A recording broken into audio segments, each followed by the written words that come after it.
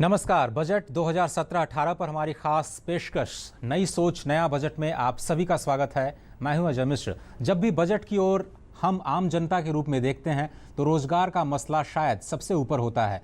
हम ये समझने की कोशिश करते हैं कि बजट में हमारे लिए है क्या, अगर रोजगार के लिहाज से, क्योंकि भारत एक युवा शक्ति है और भारत को सबसे ज़्यादा इस वक्त अगर ज़रूरत है किसी चीज़ की तो वह है रोजगार। और रोजगार कहाँ से आएगा? मैन्युफैक्चरिंग से आएगा, सर्विसेज से आएगा, एक्सपोर्ट से आएगा। आज के इस कार्यक्रम में हम दो महत्वपूर्ण फैक्टर्स मैन्युफैक्चरिंग और एक्सपोर्ट्स पर चर्चा करेंगे। हमारे साथ आज दो खास मेहमान हैं। हमारे साथ अजय सहाय जी जुड़ रहे हैं जो कि महानिदेशक हैं FIIO के। बहुत बहुत शुक्रिया सहाय साहब इस कार्यक्रम में शामिल होने के लिए। और महेश गुप्ता जी हमारे साथ हैं जो इमीडिएट पास्ट प्रेसिडेंट है PhD CCI के, साथ ही एक मैन्युफैक्चरर भी हैं। बहुत बहुत शुक्रिया सर इस कार्यक्रम के लिए अपना वक्त निकालने के लिए। अगर मैन्युफैक्चरिंग की बात की जाए तो मेक इन इंडिया बरबस ही सभी के जहन में आता है। और मेक इन इंडिया की अगर बात करें तो सितंबर 2014 में इस अभियान की शुरुआत हुई थी और इसका मकसद था भारत में न सिर्फ मैन्युफैक्चरिंग बल्कि दूसरे क्षेत्रों में उद्यमशीलता यानी एंटरप्रेन्योरशिप को बढ़ावा देना। इस कार्यक्रम के 4 स्तंभ हैं। आइए देखते हैं रिपोर्ट, उसके बाद इस चर्चा की शुरुआत करेंगे।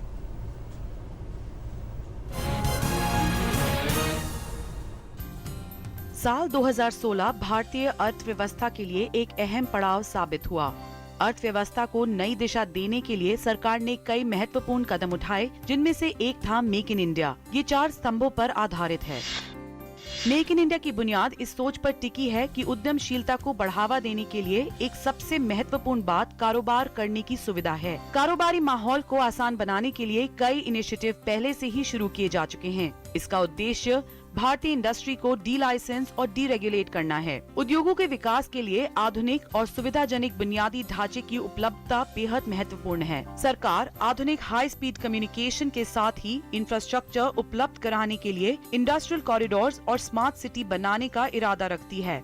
मेक इन इंडिया के विनिर्माण, बुनियादी ढांचे और सेवा गतिविधियों में 25 क्षेत्रों की पहचान की है और इस बारे में इंटरैक्टिव वेब पोर्टल और ब्रोशर्स के माध्यम से विस्तृत सूचनाएं साझा की जा रही हैं। मेक इन इंडिया का मकसद उद्योगों के साथ सरकार के संवाद में बड़ा परिवर्तन लाकर सोच में सार्थक बदलाव लाना है।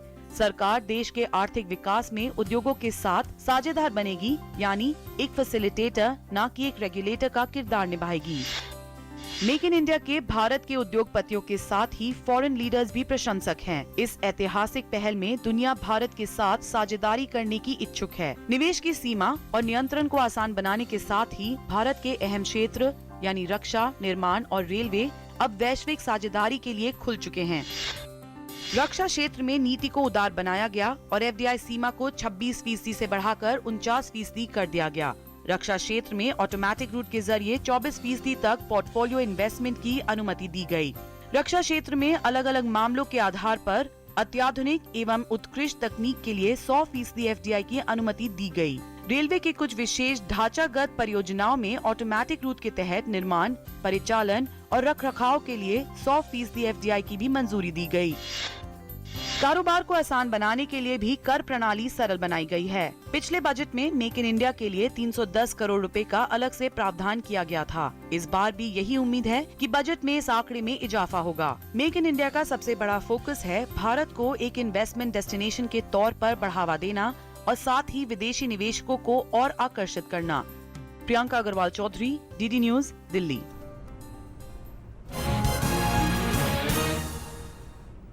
चलिए इस चर्चा की शुरुआत करते हैं और सबसे पहले मुद्दा उठाते हैं मैन्युफैक्चरिंग का। महेश जी, अगर आपसे हम शुरुआत करें तो मैन्युफैक्चरिंग को लेकर के बजट में फौरी तौर पर वित्त मंत्री अपने स्तर पर क्या कर सकते हैं, क्योंकि हम जानते हैं कि बहुत बड़ा सेक्टर है और बहुत सारे फैक्टर्स हैं जो इसको प्रभावित करते हैं। वित्त मंत्री के हाथ में क्या है, क्या कुछ सिफारिशें की हैं आप लोगों ने? देखिए, हमको मैन्युफैक्चरिंग सेक्टर में बढ़ावा देना पड़ेगा, इसमें कोई दो राय नहीं है। सरकार ने मेक इन इंडिया कॉन्सेप्ट चलाया, बहुत अच्छा एक कैंपेन है जो एक ग्राउंड स्तर पे और बहुत आयाम लेके आ रहा है। हम देख रहे हैं FDI बढ़ने वाला इस देश में बढ़ रहा है धीरे धीरे करके। एक अच्छी एक पहल हुई है रक्षा के क्षेत्र में, इंफ्रास्ट्रक्चर के क्षेत्र में। मैं आपको एग्जांपल देता हूँ, मोबाइल फ़ोन्स के क्षेत्र में सरकार ने कुछ ऐसी नीतियाँ लाए जिससे कि मोबाइल फ़ोन्स इंडिया में बनने शुरू हो गए।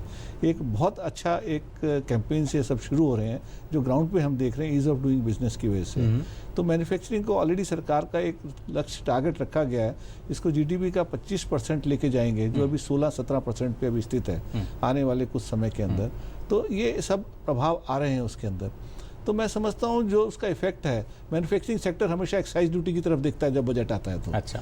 और एक्साइज ड्यूटी को अब जीएसटी में ले जाया गया है, तो मैं नहीं समझता कि एक्साइज ड्यूटी का इफेक्ट इस बजट में देखने को मिलेगा, क्योंकि सरकार पहले ही जीएसटी का लॉ ले आई है और ये लॉ इम्प्लीमेंट होने वाला है जून के अंदर या जुलाई के अंदर शुरू हो जाएगा ये लॉ का इम्प्लीमेंट होना। और जो जितना भी सेंट्रल एक्साइज का इफेक्ट है या सर्विस टैक्स का इफेक्ट मैन्युफैक्चरिंग में होता है, इनडायरेक्ट जीएसटी में जाके सब्सिडी होगा और इस बजट में उसको खास देखने की हमको संभावना नहीं है। दूसरा क्षेत्र आता है इनकम टैक्स का। तो इनकम टैक्स के लिए कॉर्पोरेट सेक्टर बहुत दिनों से बात कर रहा है कि इसके अंदर रेट ऑफ टैक्सेशन कम होना चाहिए, और सरकार ने भी एक लॉन्ग टर्म नीति का अनाउंसमेंट किया था कि कॉर्पोरेट टैक्स को 25% पे ले जाएंगे आने वाले 5 साल के अंदर। तो उसकी शायद एक भूमिका के तहत हम एक स्टेप आगे जा सकते हैं, वो 1-1.5% कॉर्पोरेट टैक्स कम कर सकते हैं और कम करने चाहिए, क्योंकि सरकार अपनी नीति अनाउंस कर चुकी है। एक बेस को वाइडन करने की बात हुई है, और ये जब से डीमोनेटाइजेशन हुआ है हम समझते हैं बेस तो बढ़ेगा ही बढ़ेगा, जो टैक्स पेयर का बेस। चलो साहिब साहब, अब आपसे भी एक राय ले लें मैन्युफैक्चरिंग पे, क्योंकि मेक इन इंडिया हो रहा है मैन्युफैक्चरिंग के लिए और उसके बाद एक्सपोर्ट्स करने के लिए। अगर फैक्टर्स की ओर ध्यान दें, वित्त मंत्री क्या कुछ कर सकते हैं? और अभी भी खबर आ रही है कि जो एप्पल है उसने ये कहा है चेन्नई में कोई जल्दी ही मेक इन इंडिया के तहत अपना काम शुरू करने वाला है। तो कुछ खबरें तो आ रही हैं जो एक तरह से उत्साह बढ़ाती हैं हमारा। नहीं, देखिए, जहाँ तक बात है तो बजट का जो फोकस होगा वो जॉब क्रिएशन के ऊपर होना चाहिए। हमारे यहाँ 12 मिलियन लोग हर साल जॉब के लिए आते हैं, तो जैसा बताया गया है कि मैन्युफैक्चरिंग को अगर प्रोत्साहन देना है तो हमें ये भी देखना होगा कि हम मैन्युफैक्चरिंग को कॉम्पिटिटिव कैसे कर सकते हैं। कि ये कहना अच्छा बात है कि मेक इन इंडिया बहुत अच्छी स्ट्रेटजी है, लेकिन बॉटम लाइन ये होगी कि मैन्युफैक्चरिंग कॉम्पिटिटिव होनी चाहिए। तो हमें जैसे लगता है कि बजट से डायरेक्टली रिलेटेड नहीं, जैसे बैंक्स फ्लश विद फंड्स हैं, कॉस्ट ऑफ क्रेडिट इंडिया में कम हो जाएगी। हमें लॉजिस्टिक्स कॉस्ट कम करने के लिए देखना पड़ेगा। इंफ्रास्ट्रक्चर एक इशू है जिसमें मेजर इन्वेस्टमेंट बजट में फ्लो करने चाहिए।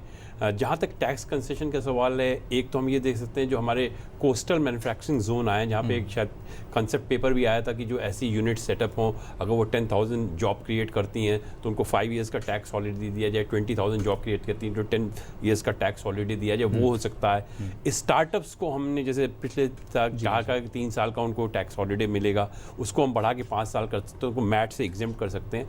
हमें हर तरह की ये चीज़ें करनी पड़ेंगी जो मैन्युफैक्चरिंग को प्रोत्साहन दे।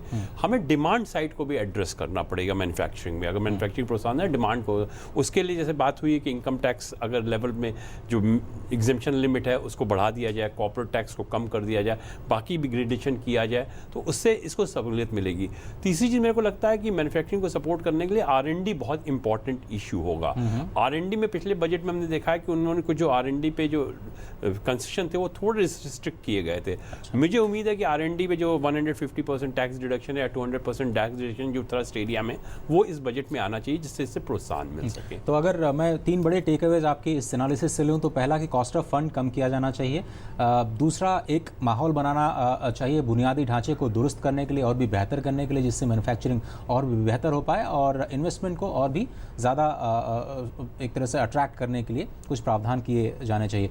गुप्ता जी, अगर केवल मैन्युफैक्चरिंग की बात की जाए तो स्टेट्स भी इसमें बहुत महत्वपूर्ण भूमिका निभाती हैं। स्टेट स्पेसिफिक जो लॉज हैं वो भी काफ़ी इंपॉर्टेंट रोल प्ले करते हैं। कोऑपरेटिव फेडरलिज्म के तहत कैसे सेंट्रल गवर्नमेंट और स्टेट गवर्नमेंट एक साथ बैठ करके जो मैन्युफैक्चरिंग के रियल इश्यूज़ हैं उसको कैसे एड्रेस कर सकते हैं? देखिए, सबसे पहला इशू जो आज मैन्युफैक्चरिंग सेक्टर देख रहा है फेडरल स्ट्रक्चर के अंदर, वो लेबर लॉस को दिख रहा है। जी, हमारे लेबर लॉज अगर हमें compete करना है दुनिया से, या दुनिया के प्रोडक्ट इंडिया में compete करने हैं, तो हमारे लेबर लॉज एट पार होने चाहिए दूसरे देशों के लिए। सबसे बड़ा आज बॉटलनेक होता है, अब हम लोग देख लेते हैं गारमेंट एक्सपोर्ट। जी हाँ, आज गारमेंट एक्सपोर्ट इंडिया के अंदर वर्चुअली धीरे धीरे गिरता जा रहा है। बांग्लादेश आया, बांग्लादेश बाद वियतनाम आया, उसका रीजन एक लेबर लॉस के ऊपर है। अच्छा, हम लोग के यहाँ लेबर लॉस के अंदर कोई एग्जिट रूट नहीं है। तो इसमें बजट क्या कर सकता है? बजट को तो मैं नहीं चाहता, आपने सवाल इसका मॉडल बना सकता है कुछ भी। देखिए, आपको अगर करना पड़ेगा, मैन्युफैक्चरिंग का ग्रोथ करना है, तो आपको लेबर लॉज में आप मॉडिफाई नहीं करिएगा तो आप पिछड़े चलते जाएंगे, और आपका और फिर वही बात आती है कि लॉज सिंपल होने चाहिए, ट्रांसपेरेंट होने चाहिए और थोड़ा सा इफेक्टिव होने चाहिए। स्टेट लॉज हैं ये, labour is a state subject, और सिर्फ सेंट्रल गवर्नमेंट एक गाइडलाइन निकाल सकता है और उसको स्टेट फॉलो करे नहीं करे वो बात हो सकती है, क्योंकि आपने स्टेट का इंटरफेरेंस सेंटर से बात की थी, तो उस सिलसिले में ये बात। और शायद स्टेट्स को बहुत सारे और भी मोर्चे हैं जिन पर काम करना होगा, चाहे इंफ्रास्ट्रक्चर फैसिलिटी हो या फिर लैंड मुहैया कराना हो मैन्युफैक्चरिंग के लिए, ब्याज दरों का जो मसला है वो तो ऑब्वियसली बैंकों के ऊपर। एक छोटा सा ब्रेक लेते हैं, ब्रेक के बाद हम वापस आएंगे तो जो दूसरे इश्यूज़ हैं एक्सपोर्ट से रिलेटेड उस पर हम चर्चा करेंगे, साथ ही साथ हमारी बजट यात्रा। कहीं मत जाइए, नई सोच नया बजट अभी जारी है। प्रधानमंत्री ग्राम सड़क योजना ने हम गांव वालों के लिए तरक्की के रास्ते खोल दिए। सड़क के गड्ढों की फोटो खींच रहे हो? कोई खास बात है क्या? अरे काका, मेरे मोबाइल फोन में मेरी सड़क ऐप है जिससे प्रधानमंत्री ग्राम सड़क से जुड़ी कोई भी जानकारी सरकार तक भेजी जा सकती है। सड़क से जुड़े सुझाव या शिकायत पर सरकार वाजिब कार्यवाही करती है। प्रधानमंत्री ग्राम सड़क से जुड़ी कोई भी बात, मेरी सड़क एंड्रॉइड ऐप अब हर पल मेरे साथ। मैं ये नहीं पूछूंगा कि आप शौच के लिए कहाँ गए। मैं ये भी नहीं पूछूंगा कि अगर आप खुले में शौच के लिए गए तो क्या आपने अपने बच्चे की जान को खतरे में डाला? क्या आपके गांव की बच्चियों को खुले में शौच करते हुए किसी ने बुरी नजर से देखा? आप खुद समझदार हैं, सक्षम हैं। आप ये तो जानते ही होंगे कि हमारे देश में 70,000 से ज्यादा गांवों के लोगों ने खुले में शौच की प्रथा को खत्म कर दिया है। गांव के बच्चे, महिला, पुरुष सब इस लक्ष्य में जुटे। निगरानी समितियां बनी जिन्होंने खुले में शौच कर रहे लोगों को समझाया, शौचालय बनाए, उनका इस्तेमाल करना सिखाया। क्या आपका गांव भी बनेगा खुले में शौच से मुक्त?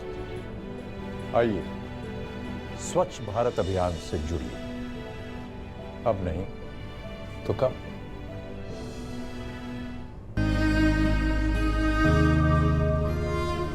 क्या बात है राशिद, फर्स्ट डिवीजन में पोस्ट ग्रेजुएशन करने के बाद भी तुम उदास हो? लेकिन सर वो सोच रहे होगे कि खर्चा कहाँ से आएगा? हाँ?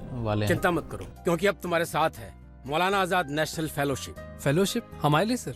हाँ, तुम्हारे लिए और अल्पसंख्यक समुदाय के उन स्टूडेंट्स के लिए जिनकी सालाना पारिवारिक आय 2.5 लाख रुपए से कम है और जिन्होंने किसी भी सरकारी विश्वविद्यालय से जूनियर रिसर्च फेलोशिप या एमफिल के लिए आवेदन दिया। मदद हमारी, मंजिल आपकी। आपकी अघोषित आय की घोषणा लिखेगी एक नई कहानी, पढ़ेगा हर बच्चा शिक्षा की ओर और मिलेगा सबको अन्न हर रोज। साकार होगी हर गरीब की उम्मीद, स्वास्थ्य सेवाएं पाएंगे जरूरतमंद मरीज। सर्दियों में फुटपाथ पर सोने वालों को देगा ये एक छत की गर्माहट। मासूम चेहरों पर लाएगा ये खुशियों की मुस्कुराहट। कराधान और निवेश व्यवस्था के द्वारा प्रधानमंत्री गरीब कल्याण योजना 2016 में निवेश करके निर्धनों की सहायता करें एवं स्वयं को काले धन के बोझ से मुक्त करें। योजना 31 मार्च 2017 तक लागू। इस योजना में अघोषित आय का 25% अनिवार्य रूप से 4 वर्ष के लिए बिना ब्याज जमा कराना होगा तथा अघोषित आय का कुल 49.90% कर, सरचार्ज तथा शास्ती के रूप में भुगतान करना होगा। अधिक जानकारी के लिए आयकर विभाग की वेबसाइट www.incometaxindia.gov.in पर जाएं। आयकर विभाग द्वारा जनहित में जारी।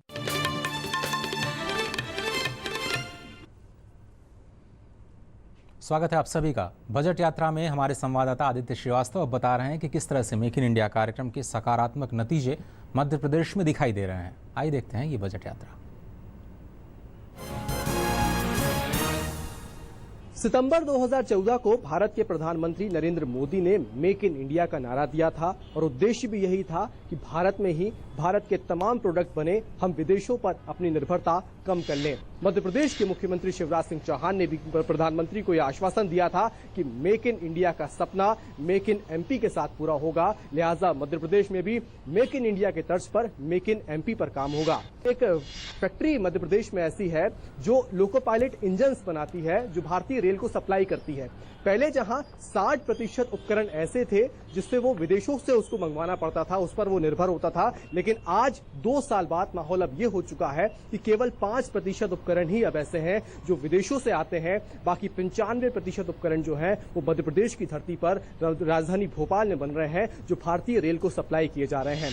ये वो परिणाम थे जिनसे मेक इन एमपी के साथ साथ मेक इन इंडिया का सपना भी पूरा हुआ और उसके साथ साथ जब उपकरण बनना चालू हो गए तो मध्य प्रदेश या यूं कहें कि देश के लोगों को भी इससे रोजगार उत्पन्न हुआ। यानी कि कह सकते हैं कि जिस सपने से मेक इन इंडिया की शुरुआत हुई थी वो सपना धीरे धीरे अब माहौल के रूप में भी साकार हो रहा है। लेकिन अगर इस बजट की बात की जाए तो जो एमएसएमई सेक्टर है, जो मेक इन इंडिया में सबसे ज्यादा काम कर रहा है, वो यही उम्मीद कर रहा है कि इस बजट में एमएसएमई के क्षेत्र में कुछ ऐसे बजट बना दिए जाएं जो मेक इन इंडिया को काफी सपोर्टिव हो, चाहे वो छोटे उद्योग हो, चाहे मध्यम उद्योग हो, चाहे सूक्ष्म उद्योग हो, उनको टैक्स में कुछ ऐसी रियायत दी जाए ताकि वो मेक इन इंडिया के तहत अपने रोजगार को और आगे बढ़ा भी सके और युवाओं को या देश के युवाओं को रोजगार दे भी सके, ताकि मेक इन इंडिया का सपना जल्द से जल्द पूरा हो सके। और इस बजट से इन एमएसएमई सेक्टर के लोगों को काफी उम्मीदें हैं।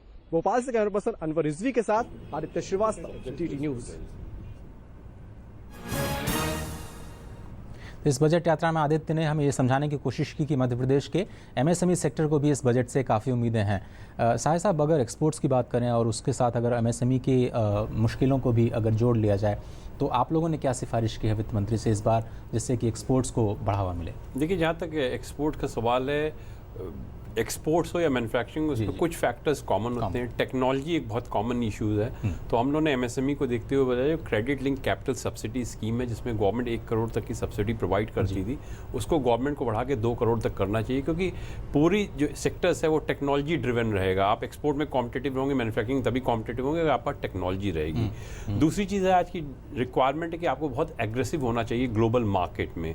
तो उसके लिए स्मॉल मीडियम कंपनीज, उनके पास इतना बजट नहीं रहता कि वो जाके एग्रेसिव हो। तो हमने उन्हें एक्सपोर्ट डेवलपमेंट फंड की डिमांड की है, जिससे कि उनको हम सपोर्ट कर सकें, वो एग्रेसिव मार्केटिंग के लिए जाएं। तीसरी, जहाँ तक कॉस्ट ऑफ क्रेडिट की बात है, मैन्युफैक्चर एसएमईज मैन्युफैक्चर के लिए गवर्नमेंट ने 3% इंटरेस्ट इक्वलाइजेशन की स्कीम रखी है। लेकिन अनफॉर्चुनेटली जो मर्चेंट एक्सपोर्टर हैं, जिनका रफली एक्सपोर्ट में 35% का कंट्रीब्यूशन है, उनको ये चीज़ नहीं मिलती। तो हमने उनकी डिमांड की, उनको भी ये सपोर्ट दिया जाए। तो टेक्नोलॉजी फ्रंट पे, मार्केटिंग फ्रंट पे, क्रेडिट फ्रंट पे ये डिमांड है। और जनरल डिमांड ये है कि ईज़ ऑफ डूइंग बिजनेस के लिए जो भी इनिशिएटिव लिए जा सकते हैं वो किए जाएँ। हम लोग को उम्मीद है कि जीएसटी बहुत जल्दी आ जाएगा। एक बार जीएसटी आएगा तो आपका जो इंटर स्टेट मूवमेंट है वो भी कम हो जाएगा, आपकी लॉजिस्टिक्स कॉस्ट भी हो जाएगी।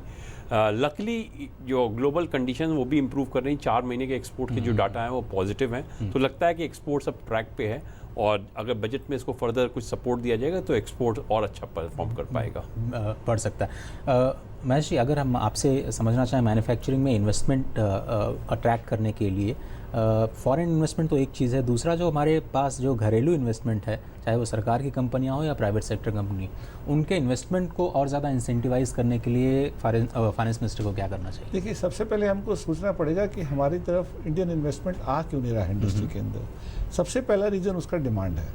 आज इस देश के अंदर वर्ल्ड वाइड डिमांड कम हो चुकी है। बहुत सारे प्रोडक्ट्स की डिमांड अब उभरनी शुरू हुई है, जो हम देख सकते हैं कि ऑयल की प्राइसेस बढ़ना। ऑयल की प्राइसेस बढ़ना एक इंडिकेशन है कि वर्ल्ड के अंदर डिमांड इंक्रीज होनी शुरू हो गई। बट डीमोनेटाइजेशन का इफेक्ट यहाँ पे आया है देश के अंदर, जिससे कि कंज्यूमर गुड्स और बाकी लोगों की डिमांड में माइनर फ़र्क पड़ा है। बट वो 2 महीने के बाद इस वक्त हम ऐसे समझते हैं कि वो माइनर इफेक्ट रह गया है। बट लेकिन इंडिया के अंदर डोमेस्टिक अभी जो कैपेसिटी है वो एक्सेस है compare to what is the demand. तो हमको डिमांड को एक तरफ बूस्ट करना पड़ेगा। डिमांड को कैसे बूस्ट करेंगे आप एक कंस्ट्रक्शन इंडस्ट्री को पकड़ लें, जहाँ पे मैक्सिमम एम्प्लॉयमेंट होता है और मैक्सिमम रॉ मटेरियल कंजम्पशन होता है, सीमेंट कंज्यूम होता है, स्टील कंज्यूम होता है, जो कि इंडस्ट्री डिस्ट्रेस में एट द मोमेंट। अगर आज गवर्नमेंट कोई ऐसी स्कीम ले आए जिससे कि 5 या 6% के EMI के ऊपर आपको ब्याज मिल जाए, खाली इसके लिए, बाकी में इंटरेस्ट कमती ना हो, तो उसके लिए या तो सब्सिडी है, सेकंड इंश्योरेंस स्कीम है। एक कंज्यूमर को ये भरोसा हो कि 30 साल तक उसको 5% के ऊपर EMI देना है, वो कहेगा मैं किराए के मकान पे क्यों रहूं, मैं अपना मकान बनाऊंगा। डिमांड जिस तरफ मकान की निकलेगी तो पूरी की पूरी इंडस्ट्रीज बैकवर्ड होकर आगे ग्रोथ करेगी। मैन्युफैक्चरिंग सेक्टर में लोग अपने आप पैसा इन्वेस्ट करेंगे। हालांकि पैसा हम चाहेंगे कि कम ब्याज पे मिले इंडस्ट्री को। इंटरनेशनल लेवल पे 4% के ऊपर ब्याज मिलता है, अगर हमें 4% ना मिले तो कम से कम 8% पे ब्याज मिले, ताकि हम इंटरनेशनली अगर मैं आपसे ये सवाल करूं कि वो कौन से 2 या 3 ऐसे सेक्टर्स हैं जिसके ऊपर आपको अगर सिफारिश करनी हो वित्त मंत्री को कि अगर वो उसको रियायतें दें तो वो बाहर आ सकता है, एक सनराइज सेक्टर के रूप में अपने आप को स्थापित कर सकता है, वो कौन से 3 सेक्टर्स हैं जो चैलेंज लेने के लिए तैयार होंगे? देखिए, रियल एस्टेट अब चैलेंज के लिए बहुत फिट है, वो चैलेंज है, उसको रियल एस्टेट को करना पड़ेगा। दूसरा, इलेक्ट्रॉनिक्स इंडस्ट्री को बढ़ावा देना पड़ेगा। ये कंजम्पशन ओरिएंटेड भी है, इंपोर्ट ओरिएंटेड भी है, इसको आपको बढ़ावा देना पड़ेगा। ये दो इंडस्ट्री को अगर आप बढ़ावा देंगे तो दोनों लेबर ओरिएंटेड। तीसरी है हमारी गारमेंट इंडस्ट्री। अच्छा, गारमेंट इंडस्ट्री को हम किसी तरीके से बढ़ावा दे पाएँ, और गारमेंट का एक्सपोर्ट भी है और इंडियन कंजम्पशन भी है, और ज़रूरत भी है इस चीज़ लोगों की। रोटी कपड़ा मकान जिसको हम कह सकते हैं, रोटी तो आपको फार्मर से मिलेगी, कपड़ा मकान आपको इंडस्ट्री से मिलेगा। अगर ये दोनों चीज़ें अगर बढ़ेंगी तो गरीब को भी इसका फ़ायदा मिलेगा, एक्सपोर्ट का भी फ़ायदा मिलेगा। साहिब साहब, अगर एक्सपोर्ट्स पे अब स्पेसिफिक आते हैं तो फॉरेन ट्रेड पॉलिसी तो अपनी जगह है, जहाँ पर आप प्रोडक्ट स्पेसिफिक या मार्केट स्पेसिफिक कुछ इंसेंटिव्स देने की कोशिश करते हैं, लेकिन इन जनरल जहाँ पे इस वक्त अगर सहारा देने की बात हो तो कौन कौन से ऐसे सेक्टर्स आपको दिख रहे हैं जहाँ पर थोड़ी सी अगर रियायत दें वित्त मंत्री तो वो बाहर आ जाएंगे मुसीबतों से? देखिए, जहाँ तक एक्सपोर्ट का सवाल है, वो हम उन सेक्टर्स को भी आइडेंटिफाई करते हैं जो कि लेबर इंटेंसिव सेक्टर्स हैं। तो इनको देखते हुए हमें लगता है कि जेम्स एंड ज्वेलरी सेक्टर है, लेदर सेक्टर है और इलेक्ट्रॉनिक हार्डवेयर सेक्टर है।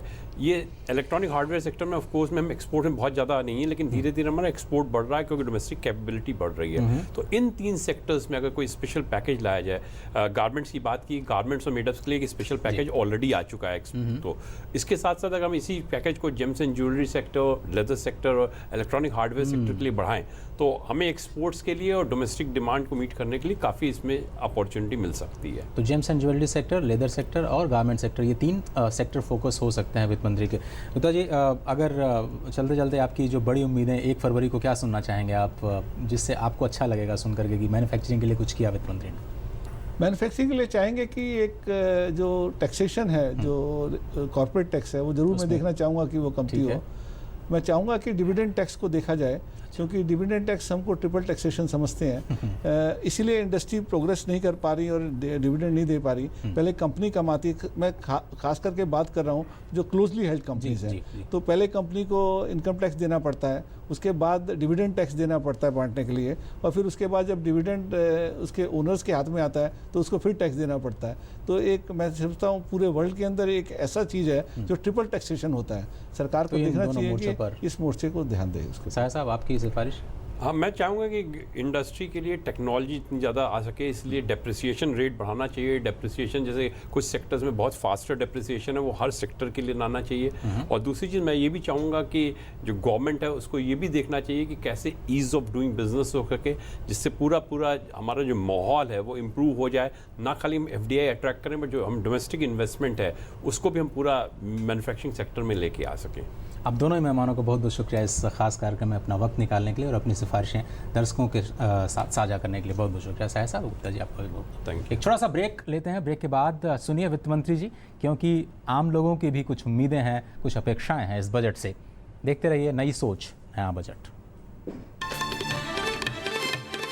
मैं ये नहीं पूछूंगा कि आप शौच के लिए कहाँ गए, मैं ये भी नहीं पूछूंगा कि अगर आप खुले में शौच के लिए गए तो क्या आपने अपने बच्चे की जान को खतरे में डाला? क्या आपके गांव की बच्चियों को खुले में शौच करते हुए किसी ने बुरी नजर से देखा? आप खुद समझदार हैं, सक्षम हैं। आप ये तो जानते ही होंगे कि हमारे देश में 70,000 से ज्यादा गांवों के लोगों ने खुले में शौच की प्रथा को खत्म कर दिया है।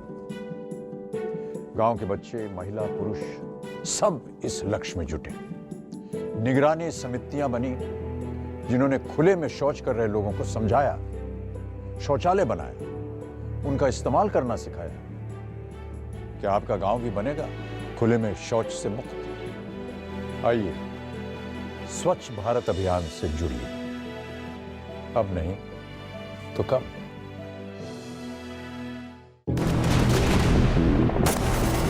I fire hard and I fire strong. I like solving problems. Facing an enemy at a higher position is a problem. Being 2 points down is a problem. And the bigger the problem, the sweeter the victory. What do I like more? Going to battle or firing my pistol? I like the fact that I do both for India. We are India's most exciting workplace and we are making you an offer. The Indian Army. Live a life less ordinary. क्या बात है Rashid, first division में post graduation करने के बाद भी तुम उदास हो? लेकिन सर वो सोच रहे होगे कि खर्चा कहाँ से आएगा? हैं? चिंता मत करो, क्योंकि अब तुम्हारे साथ है Maulana Azad national fellowship. Fellowship हमारे लिए सर?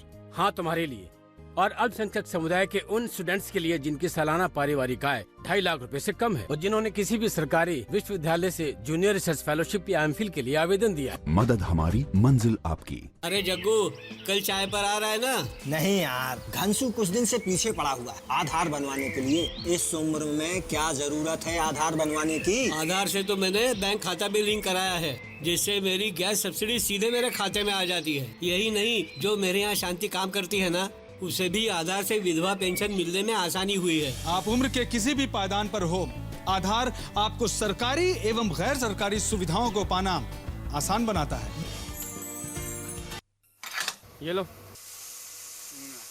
गुड न्यूज सर, आज से आपको पेट्रोल पे 20% का डिस्काउंट मिलेगा। 20%? लॉटरी लग गई तो मेरे बाकी के पैसे क्यों नहीं डाले? वो तो आपके हाथ में ना। 45 की स्पीड पे गाड़ी चलाइए, रेड लाइट पे इंजन ऑफ कर दीजिए, 20% पेट्रोल तो जरूर बचेगा। बात तो वही है ना। PCRA का एंड्रॉइड ऐप डाउनलोड करें और ईंधन बचाने के उपाय जानें। पेट्रोलियम संरक्षण अनुसंधान संघ, पेट्रोलियम एवं प्राकृतिक गैस मंत्रालय, भारत सरकार द्वारा जनहित में जारी।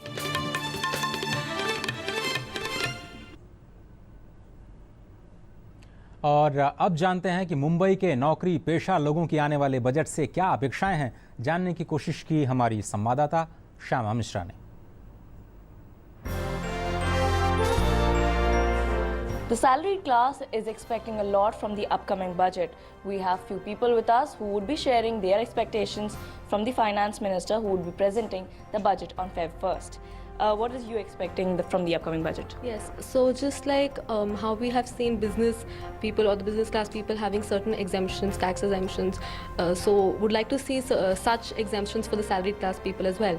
There should be a good tax rebate for salaried class in particularly, because we have not seen much tax rebate. This year I'm expecting the tax systems to change, make it more progressive, and to introduce more things like digital payments, like though he's introduced Bheem, but introduce more things that people get a hang of, like even if this currency thing is being a problem right now, bring about more initiatives, allocate more budget to the digital sector. I would say that right now government should mainly focus on consumption level, which has to be boosted.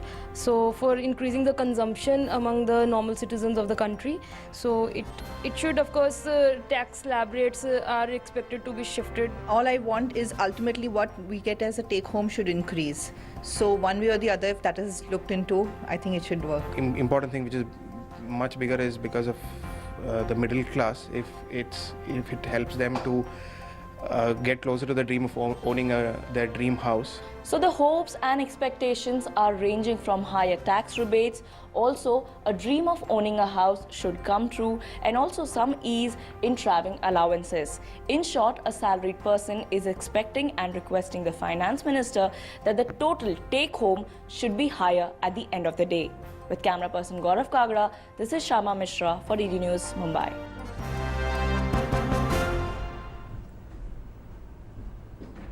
तो सभी लोग चाहते हैं कि उनके जेब में कुछ ज़्यादा पैसे आएँ, कुछ सैलरी में इंक्रीमेंट हो, लेकिन यह तभी हो सकता है जब देश का विकास हो।